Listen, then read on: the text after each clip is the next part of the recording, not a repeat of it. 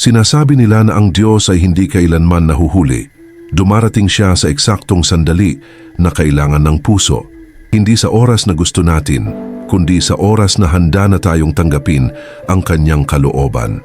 May mga gabing tila walang bukas, may mga pagod na tila walang katapusan, ngunit sa gitna ng kadiliman may tahimik na liwanag na naghihintay.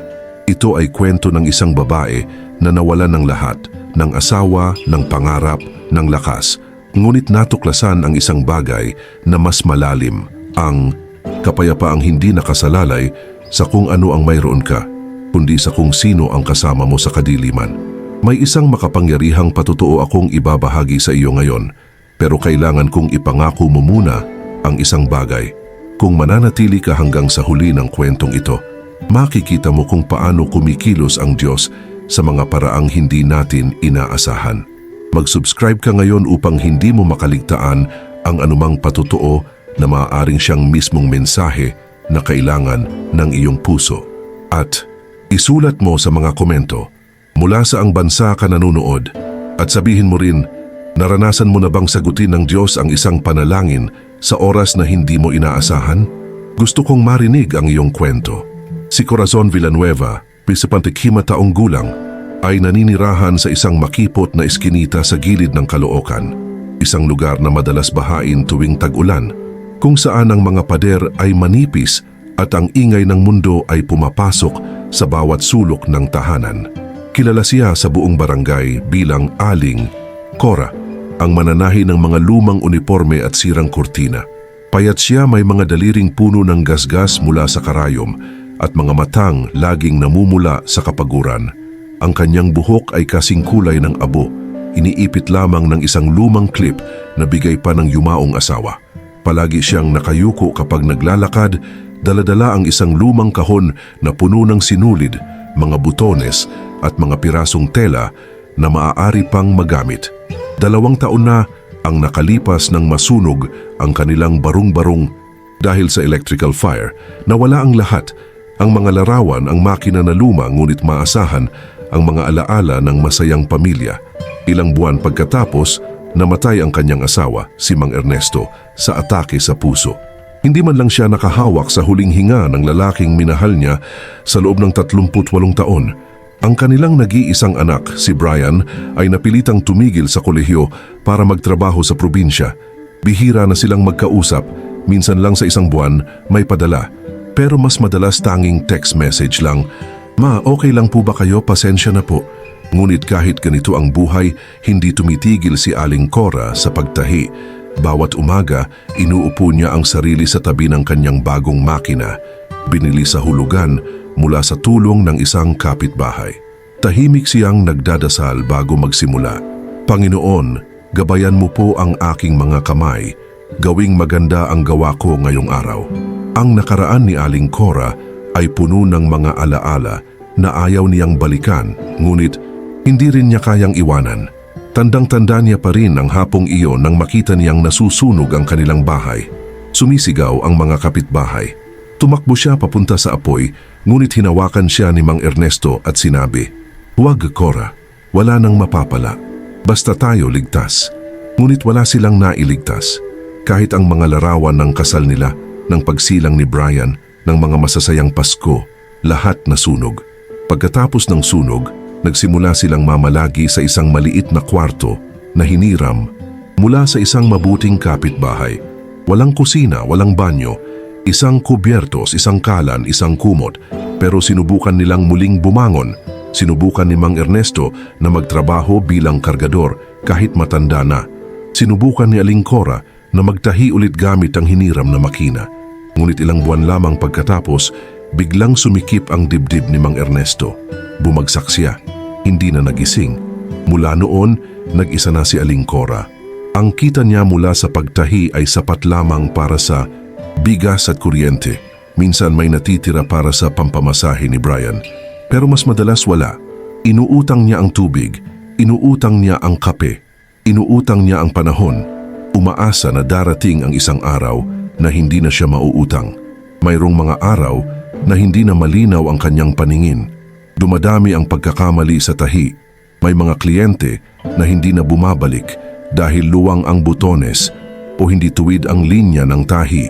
Kumonti ang trabaho, kumonti ang pag-asa, ngunit hindi nawala ang pananampalataya. Bawat gabi bago matulog, hinahawakan ni Aling Cora ang kanyang lumang Biblia. Bigay pa ng kanyang ina noong kabataan niya. Binubuksan niya ito kahit saan at binabasa kung anong nakasulat. Walang malalim na pag-unawa, walang matalinong interpretasyon.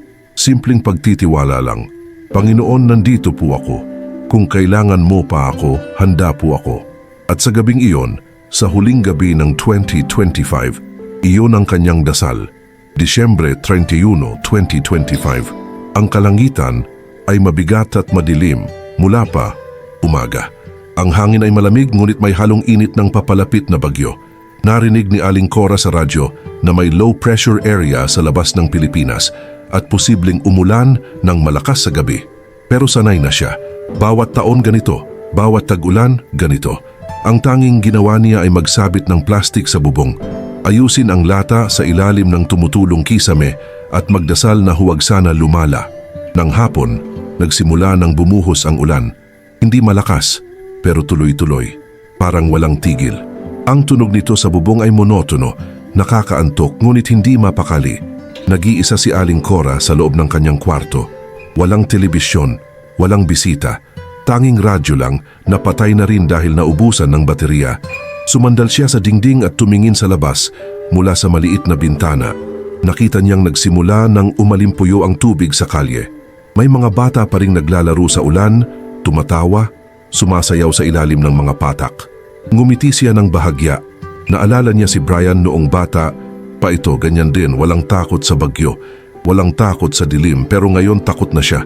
Hindi sa bagyo kundi sa katahimikan, sa kawalan, sa pagod na hindi na niya alam kung paano babangon. Nang mag-alas 7 ng gabi, tumindi ang ulan. Ang hangin ay sumisigaw na sa labas. Narinig ni Aling Cora ang pagkasira ng bubong ng kapitbahay. May sumigaw, may tumakbo, ngunit hindi na siya lumabas. Walang magagawa, wala siyang mabibigay na tulong. Ang tanging kaya niyang gawin ay magdasal para sa kanila. Umupo siya sa tabi ng kanyang makina, humawak sa rosaryo na nakasabit sa pader at nagsimulang magdasal. Ama namin, sumasalangit ka, ipakikilala ang ngalan mo. Umuulit-ulit ang mga salita, hindi dahil nakalimutan niya, kundi dahil iyon lang ang kaya niyang gawin. Magsalita sa Diyos gamit ang mga salitang sapat na, simpleng totoo. Ilang minuto bago mag-alas 12 ng hating gabi, habang patuloy na umuulan, narinig ni Aling Cora ang isang mahinang katok. Hindi niya agad narinig dahil sa ingay ng hangin at ulan, pero nang ulitin tumigil siya, tumayo, nakinig, katok ulit mahinang boses. Ate, pakibukas po. Nanginig ang puso ni Aling Cora. Sino ito? Ganitong oras? Ganitong panahon? Lumapit siya sa pinto, ngunit hindi niya agad binuksan. Tumingala siya, huminga ng malalim at nagtanong sa sarili, ligtas ba ito? Dapat ko bang buksan? Pero may naririnig siyang boses sa loob ng kanyang isip. Hindi sigaw, hindi utos, kundi bulong. Buksan mo. Kailangan niya ng tulong. Dahan-dahan niyang binuksan ang pinto at doon niya nakita ang isang batang babae. Halos basa na sa ulan, nanginginig, may hawak na supot ng damit na basang-basa na rin. Ang mukha nito ay puno ng takot, ngunit may pag-asa pa rin sa mga mata. Ate, pasensya na po. Bumaha po sa amin. Iniwan po ako ng mama ko para humanap ng tulong. Hindi ko po alam kung saan pupunta. Hindi nagtanong si Aling Cora kung bakit. Hindi niya tinanong kung hanggang kailan. Ang tanging nasabi niya ay, halika, pasok, ka. Binuksan niya ng maluwag ang pinto at pumasok ang batang babae. Ang pangalan niya ay Mika, 13 taong gulang. Umupo si Mika sa sulok ng kwarto, nanginginig pa rin. Kinuha ni Aling Cora ang kanyang tanging kumot at ibinalot ito sa balikat ng bata. Huwag kang mag-alala, sabi niya ng mahinahon. Ligtas ka dito. Kumuha siya ng tuwalya at pinatuyo ang buhok ni Mika. Walang salita, tahimik lang. Pero may init sa galaw ng kanyang mga kamay. Parang ina na nag-aalaga sa anak. Pagkatapos, pumunta si Aling Cora sa kanyang maliit na kalan at nagluto ng mainit na tubig. Walang kape, walang gatas. Naglagay lang siya ng kaunting asukal at ibinigay kay Mika. Inumin mo muna ito, maiinit ang loob mo. Sumipsip si Mika sa tasa at unti-unting kumalma ang kanyang paghinga. Salamat po ate, pulong niya. Tumangulang si Aling Cora. Hindi niya kailangan ng pasasalamat. Alam niya kung ano ang pakiramdam ng taong walang mauuwian. Naupo si Aling Cora sa tabi ni Mika. Matagal silang nanahimik, nakikinig lang sa ulan sa labas. Pagkatapos biglang nagtanong si Mika, "Ate, naniniwala po ba kayo sa Diyos?" Ngumiti si Aling Cora. "Oo, siya lang ang meron ako. Pero paano po natin malalaman na nandyan siya? Kasi po, parang ang hirap ng buhay. Lagi na lang kaming walang pera. Lagi na lang kaming baha. Tapos iniwan pa ako ni Mama." Humawak si Aling Cora sa kamay ni Mika. "Alam mo Mika, hindi ko rin alam kung bakit ganyan ang buhay. Pero ang alam ko, hindi tayo iniiwan ng Diyos.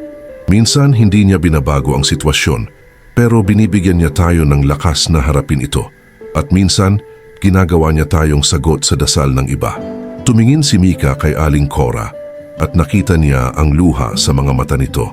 Pero hindi iyon luha ng kalungkutan, luha ng pag-asa. "Matulog ka na," sabi ni Aling Cora. "Bukas, hahanapin natin ang mama mo." At sa gabing iyon, habang ang labas ay pumuputok na sa ingay ng bagong taon, 2 taong nag-iisa ay magkatabing nakahiga sa sahig. Hindi kumpleto ang pagkain, hindi komportable ang higaan ngunit hindi mag-isa. Nang sumikat ang araw ng unang araw ng 2026, tumigil na ang ulan. Ang kalangitan ay maliwanag, parang hinugasan. Gumising si Aling Cora at nakitang gising na si Mika, nakaupo sa tabi ng bintana nakatingin sa labas. "Magandang umaga," bati ni Aling Cora. Ngumiti si Mika. "Magandang umaga po." Hindi pa tapos ang kanilang pag-uusap nang may kumatok ulit. Binuksan ni Aling Cora at nakita niyang may babaeng tumayo sa labas. Ang ina ni Mika kasama ang ilang kapitbahay. "Nandito po ba ang anak ko?" tanong nito halos umiiyak. "Nandito po siya, ligtas po," sagot ni Aling Cora. Tumakbo ang ina papunta kay Mika at niyakap ito ng mahigpit. Umiiyak silang dalawa. Lumapit ang mga kapitbahay at nagpasalamat kay Aling Cora. "Salamat po Aling Cora, salamat po talaga." Umiling si Aling Cora. "Wala iyon, ginawa ko lang kung ano ang tama." Bago umalis, lumapit si Mika at yumakap kay Aling Cora. "Salamat po ate, hindi ko po kayo makakalimutan." At habang pinapanood ni Aling Cora ang paglayo nila, may nararamdaman siyang kakaiba. Hindi pagbabago ng mundo, hindi biglang yaman, kundi isang tahimik na kapayapaan na sa kabila ng lahat, may layunin pa rin ang kanyang buhay. Lumipas ang mga araw, bumalik ang normal na buhay. Pero para kay Aling Cora, may pagbabago. Hindi sa labas kundi sa loob. Mas kalmado siya, mas may lakas.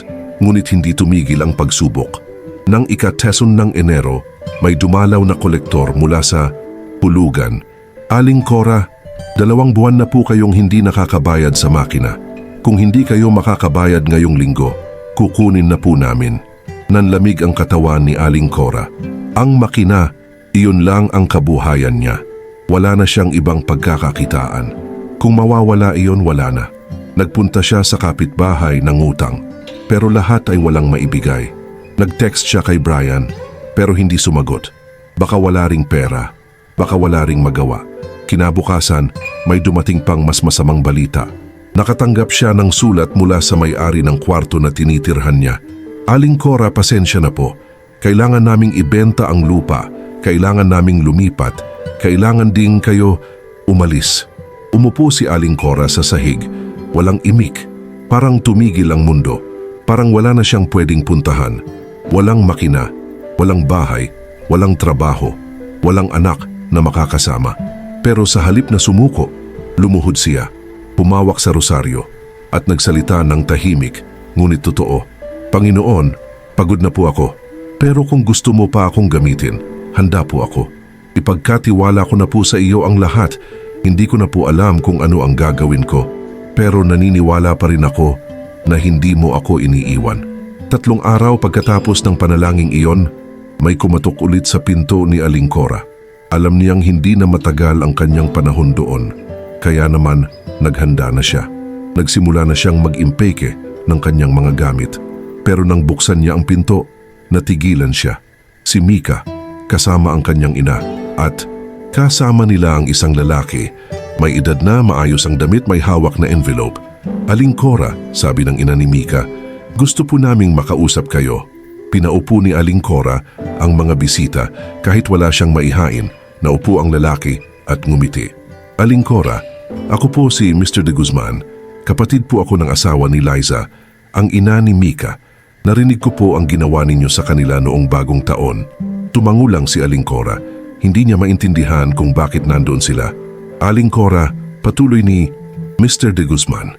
Ako po ay may maliit na negosyo, garment shop sa Tondo. Kailangan ko po ng mga taong marunong magtahi.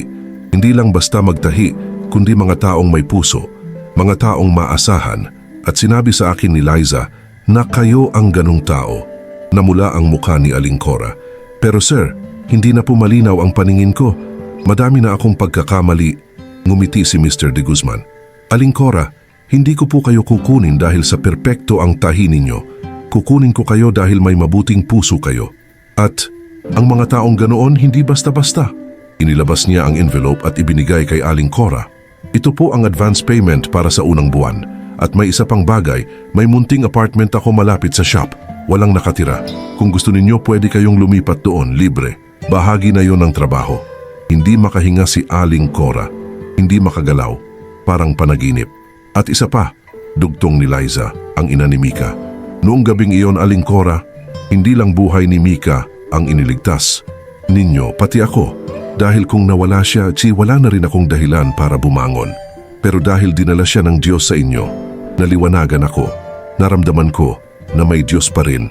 At ngayon, gusto naming ibalik sa inyo ang kabutihan na ibinigay ninyo. Napaiyak si Aling Cora. Hindi dahil sa awa, kundi dahil sa pasasalamat. Dahil sa katotohanan na totoo nga, hindi nakakalimot ang Diyos sa mabubuting puso.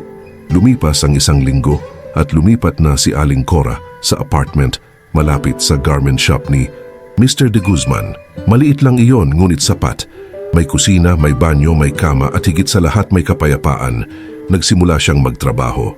Una, nahihirapan pa siya pero may mga kasamahan siyang matutulungin. May nagtuturo kung paano mas mabilis ang tahi. May nagbibigay ng salamin para mas malinaw ang paningin. Unti-unti bumalik ang kumpiyansa niya. Sa loob ng 3 buwan, naging isa siya sa pinakamahusay na mananahi sa shop. Hindi dahil perpekto ang tahi niya, kundi dahil maasikaso. Siya, binibigyan niya ng atensyon ng bawat detalye. Tinutulungan niya ang mga baguhan at lagi siyang nakangiti kahit pagod. Isang araw, tinawagan siya ni Mr. De Guzman. Aling Cora, may plano po ako. Gusto kong magbukas ng training center para sa mga kababaihan na gustong matuto ng pagtahi. At naisip ko, ikaw ang magtuturo. Napatigil si Aling Cora. Ako po? Sir, hindi po ako teacher. Hindi kailangan ng diploma, Aling Cora. Kailangan ng karunungan. Kailangan ng kabaitan. At iyan ay mayroon ka. At kaya naman, naging guro si Aling Cora. Tuwing Sabado, nagtuturo siya sa mga babae mula sa iba't ibang barangay, mga balo, mga nag-iisang ina, mga gustong bumangon mula sa kahirapan. At sa bawat klase, sinasabi niya, huwag kayong matakot magsimula, kahit maliit lang, kahit mahirap, basta patuloy. Dahil ang Diyos, hindi naghihintay ng perpekto, naghihintay siya ng matapat. Lumipas ang mga buwan, dumami ang natutulungan ni Aling Cora. May ilang estudyante na nakakuha na ng trabaho. May iba na nagbukas ng sariling maliit na negosyo. At sa bawat tagumpay nila, nagpasasalamat sila kay Aling Cora. Pero lagi niyang sinasabi, hindi ako, ang Diyos. Ako'y instrumento lang. Isang araw, bumalik si Mika. Mas matangkad na, mas masaya. Aling Cora, sabi niya, gusto ko pong matuto magtahi. Gusto ko ring tulungan ang iba tulad ng ginawa ninyo sa akin. Niyakap ni Aling Cora si Mika. Halika, turuan kita. At mula noon, si Mika ay naging kanyang pinakamahusay na estudyante. Hindi dahil mabilis siyang matuto kundi dahil may puso siya. May malasakit. Naging simbolo ang bahay ni Aling Cora. Hindi lang ng pagtahi kundi ng pag-asa.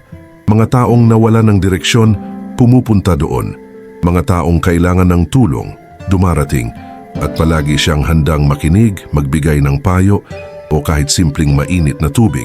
Dahil natutunan niya na ang tunay na yaman ay hindi nasusukat sa pera. Nasusukat sa bilang ng taong tinulungan mo. nasusukat sa ngiti ng taong binigyan mo ng pag-asa. Ngayong 2026, hindi na nag-iisa si Aling Corazon Villanueva. Hindi dahil may yaman siya o may malaking bahay, kundi dahil natuklasan niya ang isang katotohanan. Kapag binuksan mo ang iyong pinto para sa iba, binubuksan din ng Diyos ang pintuan para sa iyo. Ang buhay ay hindi laging madali, hindi laging sigurado. Pero kapag nagtitiwala ka sa kalooban ng Diyos, makikita mo na kahit sa gitna ng bagyo, may kapayapaan. Kahit sa gitna ng kadiliman, may liwanag. At kahit sa gitna ng pagod, may dahilan para bumangon. Dahil ang Diyos na hindi kailanman nahuhuli, dumarating siya sa eksaktong sandali na handa ka nang tanggapin ang kanyang kalooban. Kung nakarating ka hanggang dito, hindi ito nagkataon lamang. Inilapit ka ng Diyos sa kwentong ito dahil kailangan mo itong marinig. Ngayon may hihilingin ako sa iyo. Mag-subscribe ka sa channel upang patuloy kang makatanggap ng mga kwentong nagpapalakas ng kaluluwa. At sa mga komento, isulat mo kung taga saan ka at ibahagi mo. Ano ang iniwan ng patutuong ito sa iyong puso? Mayroon ka bang dinadala ngayon na nais mong ipagkatiwala sa Diyos? Ibahagi mo ang iyong panalangin, sakit o pasasalamat. Dito, tayo ay isang pamilya at mahalaga ang iyong kwento.